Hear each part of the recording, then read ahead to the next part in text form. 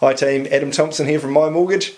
Today just talking about something that's been going on behind the scenes a bit lately, and I think it's quite important if you're on a floating rate that you have a listen to this, because what's been happening is that the difference between the floating rate and the fixed rates have been increasing significantly over the last 12 months. And what that means, if you're on a floating rate, you're paying significantly more than you would be if you're on a fixed rate, and that margin's increasing. So really it's a case of looking at, if your mortgage is on floating, why is it? Are you getting the best advantage? And having a look at, is that cost actually worthwhile? Because unless you're going to be repaying that loan soon, it doesn't make sense to have a lot of money out there on floating. This also applies if you've got a flexible loan or revolving credit, because if you've got a large limit owing on that, a large balance owing on it rather, then you're going to be paying the floating rate on that large balance, and you could actually take a portion away and fix it, restructure your loan and save yourself a bit of money on a fixed rate.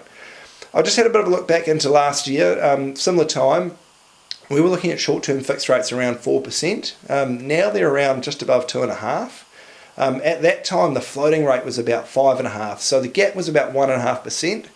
Now we've got fixed rates around 2.5%, and that floating rate is up sort of 4.5% with a lot of the main banks, a little bit higher even in some cases.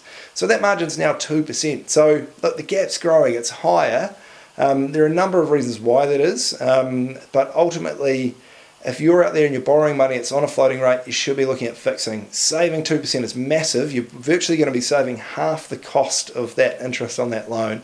We'd love to help you do it. It's a really easy process. We can make it simple, free of charge, restructure your lending and save you some money. So keen to help, click the contact us. We'd love to talk to you. Cheers.